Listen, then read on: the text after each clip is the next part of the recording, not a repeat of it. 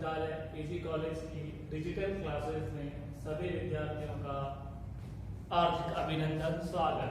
देखिए BCom part third एबीएसटी audit अंकेक्षण और प्रबंध लेखांकन वाले उत्तोलक वाले चैप्टर में कुछ क्वेश्चंस और रहे हैं। आज ये चैप्टर हम कंप्लीट कर देंगे और जो भी क्वेश्चंस हैं वो मैं बता रहा हूँ। क्वेश्चन नंबर 14 देखिए, क्वेश्चन नंबर 14 कह रहा है कि 31 मार्च 2010 को समाप्त होने वाले वर्ष के लिए मित्तल लिमिटेड का चिट्ठा इस प्रकार है और आपको लायबिलिटीज दे रखी है, असेट्स दे रखी है।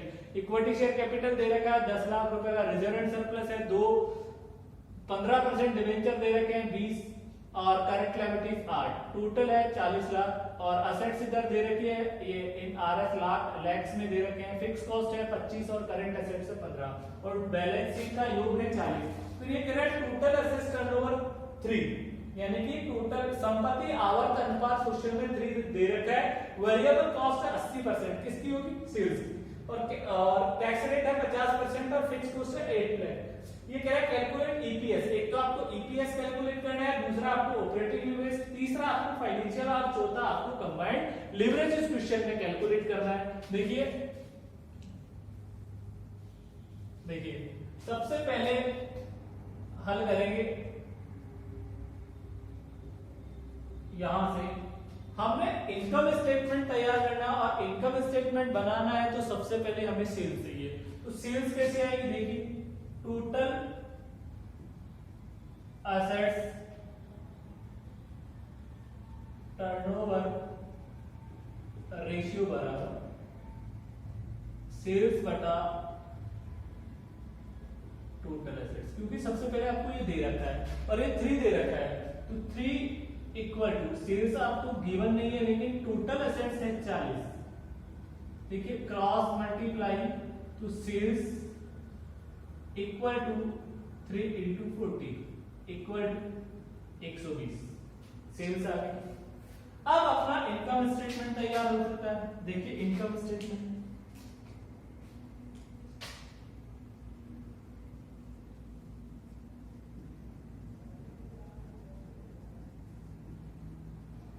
यहां तैयार कर देता हूं इनकम स्टेटमेंट।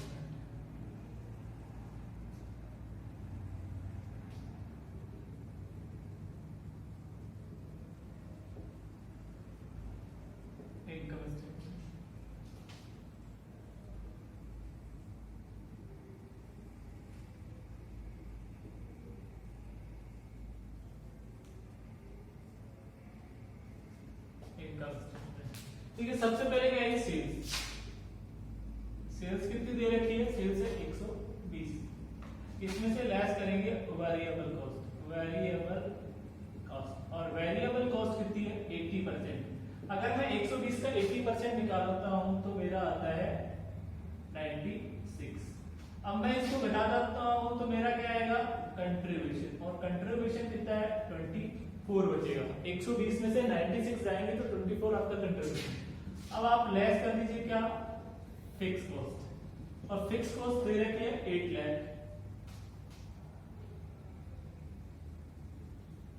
ठीक है, तो फिक्स कॉस्ट के बाद क्या आता है अपना? ईबीआईटी, और ईबीआईटी कितना आ गया? 16 लाख।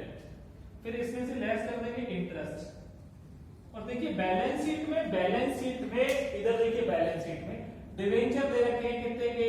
20 लाख। 20 लाख का 15% निकालेंगे तो कितना है? 20 लाख का 20 इंटू 15/100 तो ये कितना आएगा? 3। ठीक है, 3 आएगा इंटरेस्ट 3। तो ये आपका कितना बचेगा? 13। और ये आपका क्या आएगा? ईबीटी। तो लेस क्या करेंगे इसमें से?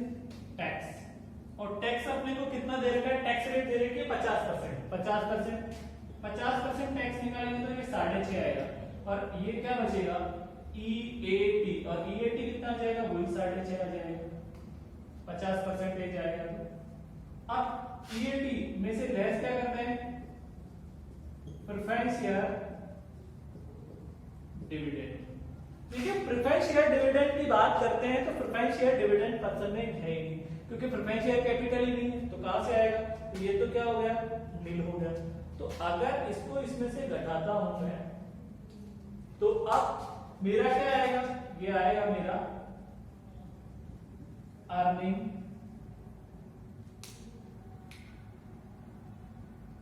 क्या आएगा, earning available for equity share holder, earning available for equity share holder. और ये earning available for equity share holder 6.5, इसमें किसका भाग लेंगे, नंबर ऑफ इक्विटी शेयर। और नंबर ऑफ इक्विटी शेयर आपको परसेंट में दे रखे हैं, देखिए ये था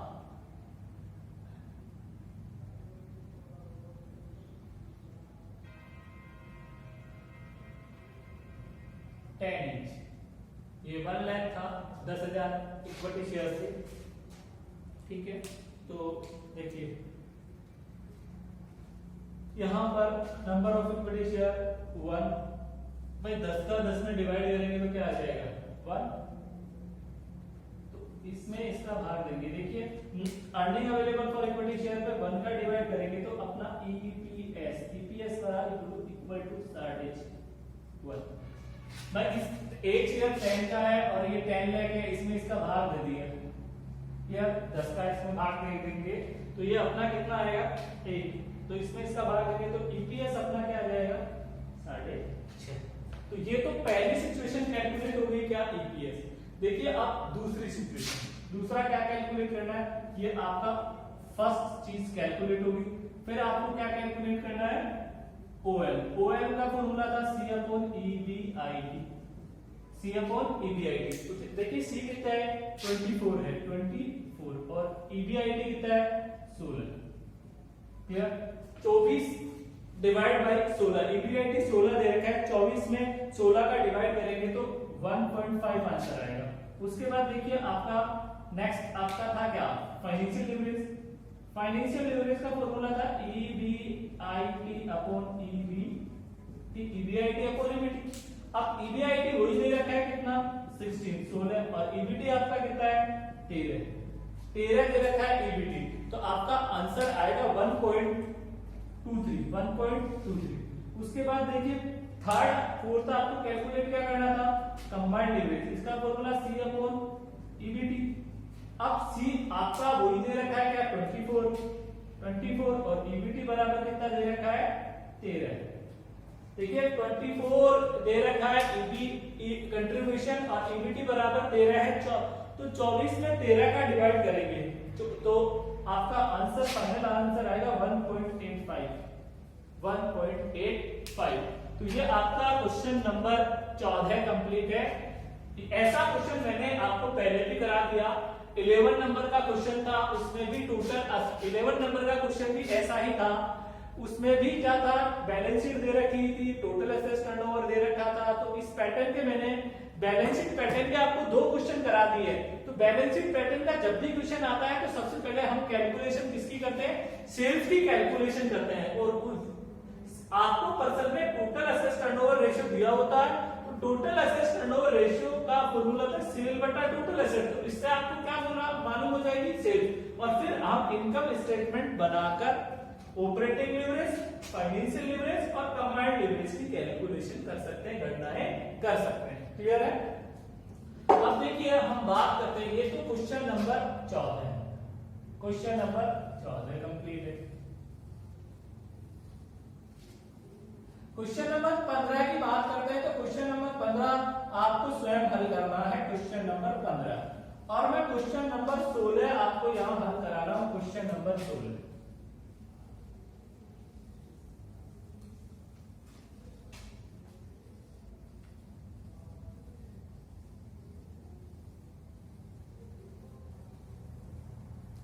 क्वेश्चन नंबर 16 देखिए क्या कह रहा है क्वेश्चन नंबर 16 कि एक कंपनी का शुल्क उत्तोलन व परिचालन उत्तोलन क्रमश 2.5 व 1.25 है, वो तो वित्तीय उत्तोलन व पीवी रेशियो की गणना कीजिए। पीवी रेशियो की यदि समता लाभांश 2 रुपए वार्षिक हो, देय ब्याज 1 लाख रुपए हो, कुल स्थिर लागतें 0.5 लाख हो और बिक्री कितनी हो 10 लाख रुपए हो। तो देखिए क्वेश्चन नंबर 16 और 16 का सॉल्यूशन देखिए, क्वेश्चन नंबर 16 का सॉल्यूशन। तो सबसे पहले देखिए मैंने आपको ये बताया था, एक चीज बताई थी कि combined leverage equal to operating leverage into financial leverage होता है। क्लियर होता है या नहीं होता, बताया था ना फॉर्मूला है। तो देखिए यहां पे देखिए ऑपरेटिंग लिवरेज दे रखा है क्या, ऑपरेटिंग लिवरेज दे रखा है 1.25 इनटू फाइनेंशियल लिवरेज नहीं है, और कंबाइंड लिवरेज आपको दे रखा है 2.5। देखिए तो 2.5 equal to 1.25 financial leverage. Clear, financial leverage. अब देखिए यहां पर financial leverage equal to 2.5 divide by 1.25, तो फाइनेंशियल लिवरेज इक्वल टू 2। आपका फाइनेंशियल लिवरेज यहां कितना आया, 2। क्लियर है। अब यहां पे देखिए ब्याज दे रखा है, क्या दे रखा है, ब्याज। तो देखिए financial leverage equal to formula होता है EBIT अपॉन EB, यही होता है। अब फाइनेंशियल लिवरेज अपना क्या था, देखिए फाइनेंशियल लिवरेज का फॉर्मूला क्या था, financial leverage equal to EBIT upon EBT, ये आपका फाइनेंशियल लिवरेज का फॉर्मूला था।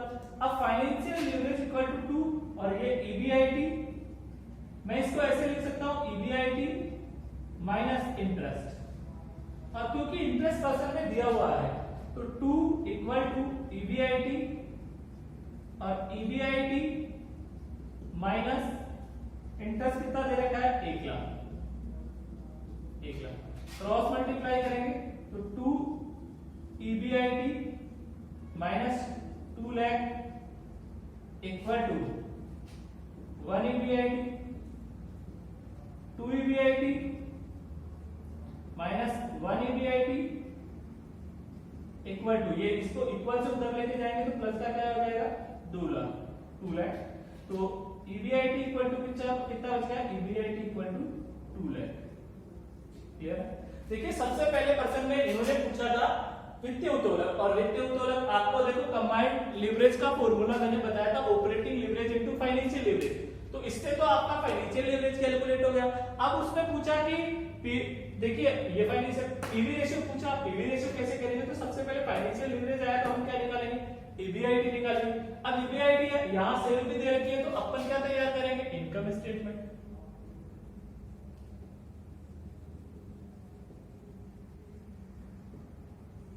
देखिए इनकम स्टेटमेंट तैयार करेंगे तो अपने को देखिए सबसे पहले इसमें क्या आएगी, सेल्स कितनी है, 10 लाख। इसमें से लेस क्या करते हैं, वेरिएबल कॉस्ट। क्या लेस करेंगे, वेरिएबल कॉस्ट। वेरिएबल कॉस्ट घटाते हैं, उसके बाद क्या आता है, कंट्रीब्यूशन आता है, और कंट्रीब्यूशन में से क्या घटाएंगे, लेस क्या करेंगे, फिक्स कॉस्ट। और फिक्स कॉस्ट पर्सन में स्थिर लागत दे रखी है 50,000। क्लियर, ठीक है। अब ये क्या आएगा, EBIT, और EBIT आपका ऑलरेडी कितना है, 2 लाख। अगर मैं EBIT में इसको जोड़ता हूं तो मेरा कंट्रीब्यूशन कितना आएगा, कितना आएगा रे, 2.5 लाख। अब 10 लाख में से 2.5 लाख जाएंगे तो ये कितना बचेगा, 7.5 लाख। अब इसमें पीवी रेशियो आपने सेकंड ईयर में पढ़ा होगा, पीवी रेशियो का फॉर्मूला होता है PV ratio equal to C बटा S into 100। C equal to contribution, S equal to sales. C equal to contribution, S equal to sales. तो देखिए C कितना है, 2,50,000 है, और सेल कितनी है, 10 लाख है, इंटू 100 इक्वल टू 25%। तो आपका 25% क्या आ जाएगा, पीवी रेशियो आ जाएगा। पीवी रेशियो कितना आएगा, 25%। क्वेश्चन नंबर 16 आपका कंप्लीट है। 15 आपको स्वयं करना है। क्लियर है। Question number 16।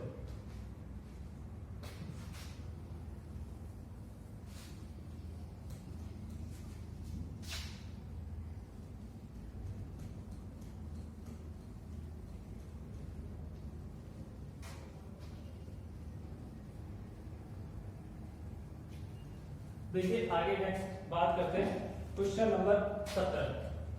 Question number 17। देखिए क्वेश्चन नंबर 17 की बात करते हैं तो गामा लिमिटेड की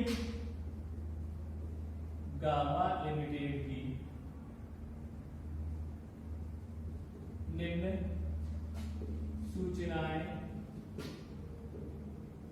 दी हुई है। देखिए गामा लिमिटेड की निम्न सूचनाएं दी हुई है। EBIT इक्वल टू EBIT दे रखा है 15,750। EBIT कितना है 15,750। EBT 7,000 है। EBT इक्वल टू 7,000 है। 7,000 EBT दे रखा और पर्सन में EBT के बाद में फिक्स्ड ऑपरेटिंग कॉस्ट क्या है? फिक्स ऑपरेटिंग कॉस्ट दे रखी है 1575। और इन्होंने कहा you are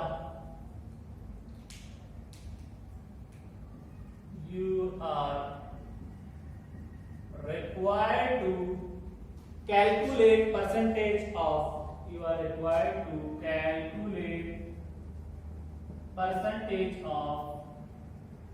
change in EPS percentage change in EPS calculate करना है इफ सेल इंक्रीज 5%। कितनी परसेंट? 5%। देखिए ये क्वेश्चन दिया हुआ है 17 नंबर। गामा लिमिटेड की निम्न सूचनाएं दी हुई है। EBIT है 15,750, EBT 7,000, फिक्स ऑपरेटिंग कॉस्ट है 1575। You are required to calculate percentage of change in EPS if sales increase 5%।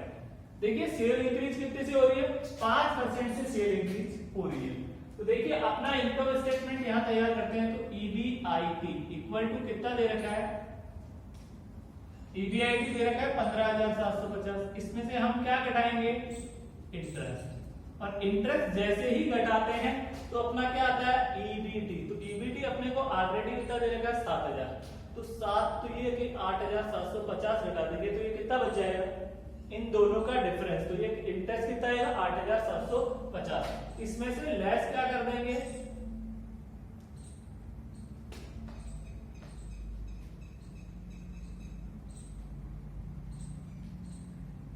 Less क्या करेंगे? Fix cost. और फिक्स कॉस्ट देखिए क्वेश्चन में कितनी दे रखी है? 1575। तो अपन किसमें से लेस करते हैं? ये कंट्रीब्यूशन में से हम लेस करते हैं फिक्स कॉस्ट। तो EBIT में ये जोड़ दीजिए 15,750 में 1575 जोड़ दीजिए। EBIT में 1575 जोड़ दीजिए। तो EBIT में 1575 जोड़ेंगे। 1575 प्लस 15,750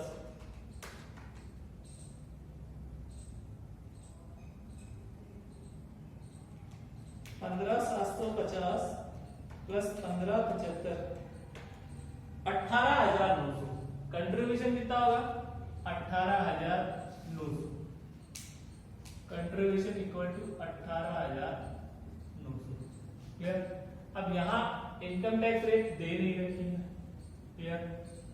तो देखिए यहां पर अपन कैलकुलेट जब भी परसेंटेज चेंज इन EPS निकालना हो तो जब भी परसेंटेज चेंज इन EPS निकालना हो तो आपको सबसे पहले कंबाइंड लीवरेज की कैलकुलेशन करनी पड़ेगी।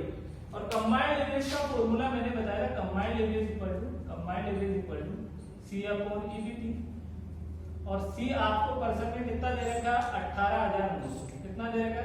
18,000। और EBT कितना है आपका? 7,000। तो देखिए 18,900 में 7,000 का डिवाइड करेंगे।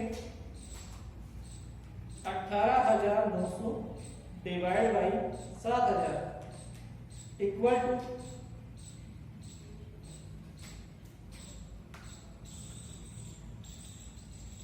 देखिए 15,750 प्लस 1575 इक्वल टू 17,325 आएगा। 17,325 17,325 और 17,325 में बांट देंगे 7000 का, डिवाइड बाई 7000 इक्वल टू 2.75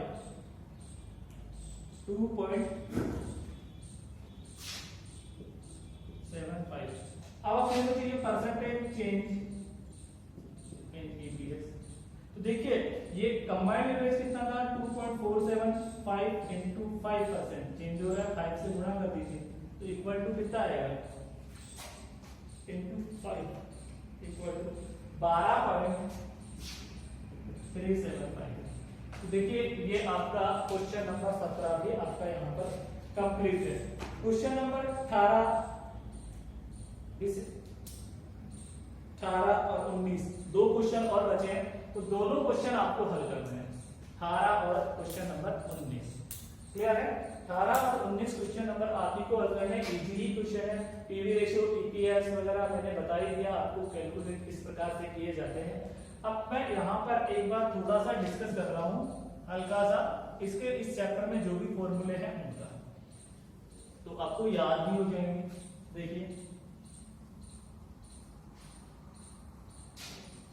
देखिए लीवरेज, इस लीवरेज में देखिए तो कुल मिलाकर कितने फॉर्मूले 6। पहला OL इक्वल टू क्या फॉर्मूला था C/EBIT। दूसरा फॉर्मूला क्या था FL फाइनेंशियल लीवरेज EBIT/EBT। तीसरा फॉर्मूला क्या था कंबाइंड लीवरेज। कंबाइंड लीवरेज का क्या फॉर्मूला होता है C/EBT, या आप ये भी लिख सकते हो operating leverage into financial leverage clear equal to combined leverage. ये तीन फॉर्मूले तो ये हो गए। इसके अलावा जब दो स्थिर होते हैं किसी कंपनी में तो डिग्री निकाली जाती है। तो एक फॉर्मूला था DOL,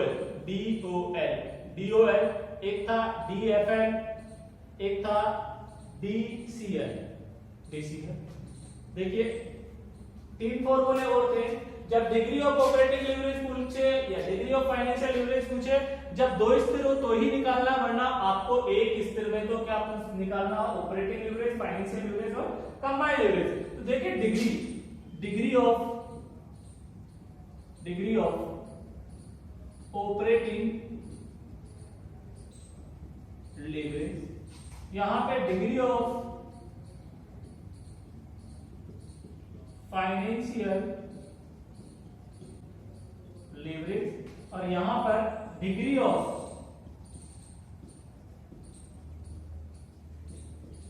combined leverage. Degree of combined leverage देखिए डिग्री ऑफ ऑपरेटिंग लीवरेज का फॉर्मूला था परसेंटेज चेंज इन EBIT बटा percentage change in sales. Percentage change in EBIT बटा परसेंटेज चेंज इन सेल्स आपका डिग्री ऑफ ऑपरेटिंग लीवरेज का formula था। वैसे देखिए डिग्री ऑफ फाइनेंशियल लीवरेज का फॉर्मूला था परसेंटेज चेंज इन EPS बटा परसेंटेज चेंज इन सेल्स। फिर आपका डिग्री ऑफ कंबाइंड लीवरेज, और डिग्री ऑफ कंबाइंड लीवरेज का फॉर्मूला था परसेंटेज चेंज इन EBIT आएगा EBIT।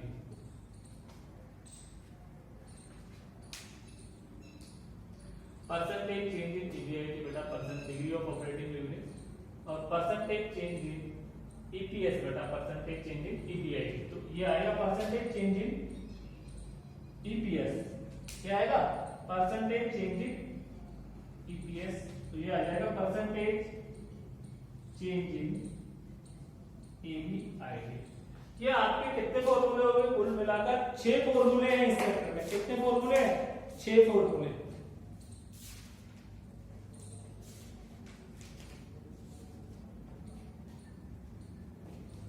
देखिए 6 फॉर्मूले हैं टोटल। पहला फॉर्मूला था ऑपरेटिंग लीवरेज का फॉर्मूला था C/EBIT। दूसरा फॉर्मूला था financial leverage EBIT upon EBT। तीसरा फॉर्मूला था combined average equal to C बटा EBT, या दूसरा अल्टरनेटिव था CL equal to operating into financial leverage. Degree of operating leverage के मैंने बताया परसेंटेज चेंज इन EBIT बटा परसेंटेज चेंज इन सेल्स, और डिग्री ऑफ फाइनेंशियल लीवरेज का formula percentage change in EPS बटा percentage change in EBIT। Degree of combined leverage का formula percentage change in EPS बटा percentage change in EBIT। ये आपकी class leverage topic complete है। Next class में हम next topic पढ़ेंगे।